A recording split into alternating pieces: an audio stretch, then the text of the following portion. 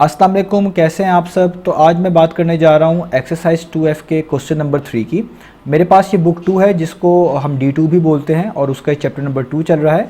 इस चैप्टर से रिलेटेड बहुत सा कंटेंट मैं पहले ही अपलोड कर चुका हूँ अपने चैनल पर। इस चैप्टर के नेम से मैंने सेपरेट प्लेलिस्ट बनाई हुई है चैनल के ऊपर, जिसका लिंक मैं डिस्क्रिप्शन में दे रहा हूँ।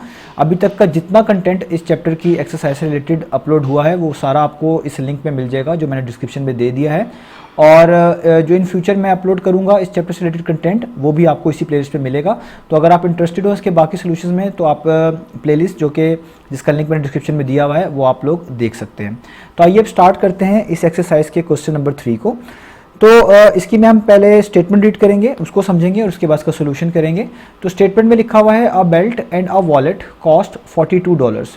तो एक बेल्ट और एक वॉलेट की कॉस्ट $42 है। हमें एक बेल्ट और एक वॉलेट की कॉस्ट मिलाकर यहाँ पर बताई गई है कि वो $42 बनती है। अब इसमें सिर्फ बेल्ट की कॉस्ट कितनी है या सिर्फ वॉलेट की कॉस्ट कितनी है ये भी हमें नहीं पता। हमें बस ये पता है कि एक बेल्ट और एक वॉलेट की कॉस्ट मिलाकर $42 बनती हैं। आगे स्टेटमेंट न्यू है, आगे लिखा हुआ है 7 बेल्ट्स एंड 4 वॉलेट्स कॉस्ट $213। अब आगे हमें 7 बेल्ट्स की और 4 वॉलेट्स की कॉस्ट मिलाकर बताई गई है कि उनकी कॉस्ट $213 बनती है। यानी पहली स्टेटमेंट में एक बेल्ट और एक वॉलेट की कॉस्ट मिलाकर बताई गई वो $42 थी, और उसके बाद 7 बेल्ट्स और 4 वॉलेट्स की कॉस्ट मिलाकर बताई गई है वो है $213। तो कहा जा रहा है find the cost of each item, के ईच आइटम की कॉस्ट निकाल कर बताएं। यानी एक बेल्ट की कॉस्ट क्या होगी वो भी सेपरेटली निकाल कर बताएं, और एक वॉलेट की कॉस्ट क्या होगी उसकी भी आप कॉस्ट सेपरेटली निकाल कर बताएं। तो ये हमारे पास क्वेश्चन है।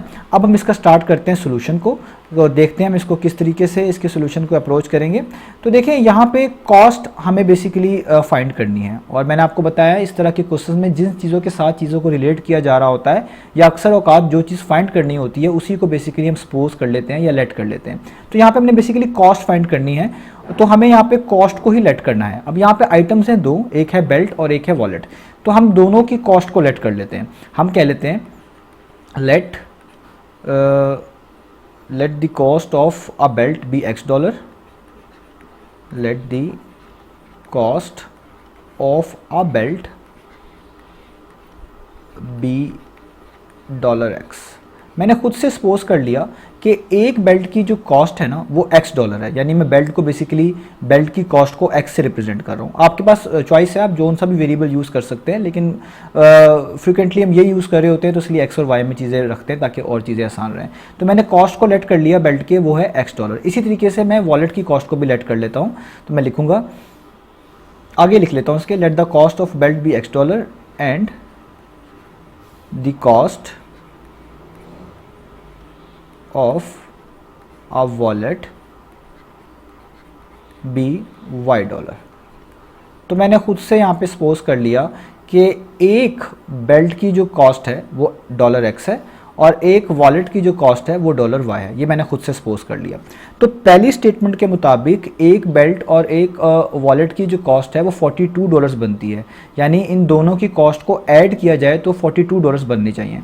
तो मैंने तो कहा है कि एक बेल्ट की कॉस्ट $X है, यानी मैं X को अगर ऐड कर दूं किसमें, वॉलेट की कॉस्ट में, जो कि $Y मैंने कहा है, तो ये इक्वल आनी चाहिए किसके, $42 के। तो अभी मैंने यहाँ पे डॉलर का सिंबल यूज़ नहीं किया क्योंकि मैं जस्ट इक्वेशन बना रहा हूँ। तो इक्वेशन बनाने में ज़रूरी नहीं है आप यहाँ पे सबके साथ डॉलर का साइन यूज़ करें। अगर आप कर भी लेंगे तो कोई इतना इशू नहीं आता, लेकिन बेहतर है कि अभी यहाँ पे ना करें, बार बार उसको लिखने से बेहतर है हम पहले वैल्यूज़ निकाल लें, एंड पे जो कॉस्ट निकालेंगे उसमें डॉलर का साइन इंक्लूड कर देंगे। तो इसका ये जो इक्वेशन बनी है मैंने, इसका नाम मैं रख लेता हूँ इक्वेशन नंबर 1। तो क्योंकि कहा गया था एक बेल्ट और एक वॉलेट की कॉस्ट मिलाकर 42 है, तो मिलाकर का मतलब है ऐड करें तो 42 है। तो इस तरीके से जो मैंने कॉस्ट निकाली थी, खुद से कहा था, सपोज किया था कि एक बेल्ट की कॉस्ट $X है और एक वॉलेट की कॉस्ट $Y है, तो मैंने इनको जब मिलाया यानी इनको ऐड किया तो मैंने इनको इक्वल लिखा है $42 के। अब आगे चलते हैं। अब आगे हमें बताया गया है कि 7 बेल्ट्स और 4 वॉलेट्स की कॉस्ट $213 है। तो अगर एक बेल्ट की कॉस्ट $X है तो 7 बेल्ट की कॉस्ट निकालना बहुत आसान है। अगर एक चीज़ की कीमत आपको पता हो तो उस जैसी 5 या 6 निकालने के लिए आप जस्ट उन दोनों चीज़ों को मल्टीप्लाई करते हैं। तो अगर एक बेल्ट की कॉस्ट यहाँ पे $X मैंने सपोज करी हुई है तो 7 बेल्ट की कॉस्ट क्या होगी, तो मैं यहाँ पे लिखता हूँ कॉस्ट ऑफ 7 बेल्ट्स। तो अगर एक बेल्ट की कॉस्ट x डॉलर है तो जाहिर बात है 7 बेल्ट की कॉस्ट होगी 7 मल्टीप्लाई बाय x डॉलर। तो ये बहुत ईजी है, इसको हम 7 को x से मल्टीप्लाई कर दें तो ये आ जाएगा 7x। अभी मैं यहाँ पे डॉलर का सिंबल यूज़ नहीं कर रहा। इसी तरीके से अगर आपके पास एक वॉलेट की कॉस्ट ऊपर जो सपोज किया है वो y डॉलर है तो 4 वॉलेट्स की कॉस्ट कितनी होगी ये भी निकालना मुश्किल नहीं है, तो मैं यहाँ पे वो भी लिख देता हूँ। कॉस्ट ऑफ 4 वॉलेट्स वो कितनी होगी, यानी 4 वॉलेट्स हैं तो 4 को मल्टीप्लाई कर दें उसकी सिंगल की कॉस्ट से यानी डॉलर वाई से, तो 4 मल्टीप्लाई बाय वाई किसके इक्वल आ जाएगा 4y। तो एक बेल्ट की कॉस्ट x डॉलर थी तो 7 की 7x हो गई। एक वॉलेट की कॉस्ट एक वॉलेट की कॉस्ट 4 y डॉलर थी तो 4 की कॉस्ट 4y हो गई। अब हमें कहा गया था कि 7 बेल्ट और 4 वॉलेट की अगर कॉस्ट निकाली जाए यानी इनको भी मिलाया जाए तो ये $213 बनते हैं। इसका मतलब आप इधर 7x को और 4y को भी ऐड ही करेंगे क्योंकि ये कॉस्ट है बेसिकली, तो इन दोनों की कॉस्ट मिलाई जाए क्योंकि 7x और 4y बेसिकली कॉस्ट हैं, तो इन दोनों की कॉस्ट को मिलाया जाए तो ये $213 के इक्वल आने चाहिए। तो इसलिए ये एक इक्वेशन और बन गई जिसका हम नाम रख देंगे इक्वेशन नंबर 2।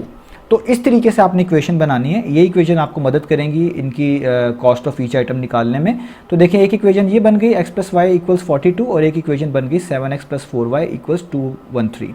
तो ये साइमल्टेनियस इक्वेशंस हैं और इनको सॉल्व करने के बहुत से मेथड अवेलेबल हैं। तो एलिमिनेशन मेथड भी है, सब्स्टिट्यूशन मेथड भी है।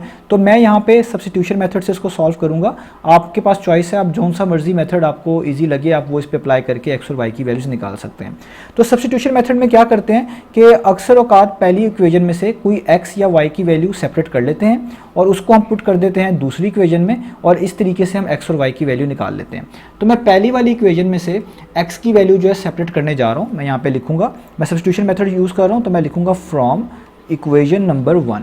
तो इक्वेशन नंबर 1 में से मैं क्या करूँगा, x को सेपरेट कर लेता हूँ। आप y को भी सेपरेट कर सकते हैं, या आपके ऊपर होता है कि आप x की वैल्यू सेपरेट कर लें या y की। ये पॉजिटिव y है, इसको इक्वेशन के दूसरी तरफ मूव कर लेता हूँ तो ये 42 के साथ वहाँ जाके हो जाएगा सब्ट्रैक्ट, यानी ये हो जाएगा 42 माइनस y, यानी ये प्लस y इक्वेशन की दूसरी तरफ मूव करने से हो जाएगा माइनस y। आप दोनों साइड पे माइनस सब्ट्रैक्ट करवाएंगे तो भी आपको ये इक्वेशन मिलेगी और इसका मैं नाम रख लेता हूँ इक्वेशन नंबर 3। अब हम क्या करते हैं सब्स्टिट्यूशन मेथड में, जो ये आप वैल्यू निकालते हैं इसको नेक्स्ट इक्वेशन में पुट कर देते हैं। मैंने इक्वेशन नंबर 1 से वैल्यू निकाली थी, अब मैं इसको इक्वेशन नंबर 2 में पुट कर दूंगा क्योंकि x की वैल्यू यहाँ पे आ रही है 42 माइनस वाई। तो मैं यहाँ पे लिखूंगा put x is equal to 42 minus Y. तो यहाँ पे मैं लिखूंगा put x is equal to 42 minus Y in equation number 2। तो यहाँ से जो x और y की वैल्यू निकाली थी इक्वेशन नंबर 1 से वो मैं कहाँ पुट करवाने जा रहा हूँ, इस इक्वेशन नंबर 2 में। तो अब जहाँ जहाँ पे x लिखा होगा मैं उस जगह पे 42 माइनस वाई यानी उसकी वैल्यू पुट करवा दूंगा। तो पहली इक्वेशन स्टार्ट हो रही है, सॉरी इक्वेशन नंबर 2 स्टार्ट हो रही है 7x, तो x की जगह पे उसकी वैल्यू यानी 42 माइनस वाई, आगे लिखा हुआ है प्लस 4y, उसको आपने वैसे ही रहने देना है प्लस 4y और यहाँ पे आ जाएगा आपके पास 213। अभी 7 मल्टीप्लाई हो रहा है 42 से भी और y से भी, तो सबसे पहले 7 को आपने 42 से मल्टीप्लाई करना है। तो 7 को 42 टाइम्स करेंगे तो आपके पास आएगा 294। 7 को y टाइम्स करेंगे तो आपके पास आएगा 7y प्लस 4y को आप वैसे ही लिख दें और यहाँ पे आपके पास आ जाएगा 213। अब इनको हम सॉल्व कर लेते हैं फर्दर। अब फर्दर सॉल्व करने का तरीका ये होगा कि जो y वाली टर्म्स हैं पहले इनको सॉल्व कर लें और कांस्टेंट को हम एक तरफ मूव कर लेंगे। तो ये -7 है और ये +4 है, यानी माइनस प्लस माइनस होता है, यानी 7 में से 4 माइनस करेंगे तो 7 में से 4 माइनस करने से आपको मिलेगा 3 और जो y है साथ वैसे ही लिखना पड़ेगा। इसके पीछे जो ये साइन है बड़ी वैल्यू के पीछे वो वाला यहाँ पे साइन लिखते हैं, तो 7 के पीछे माइनस है तो यहाँ पे माइनस लिखेंगे और 294 को भी वैसे ही उतार लेंगे और यहाँ पे 213 को भी वैसे ही उतार लेंगे।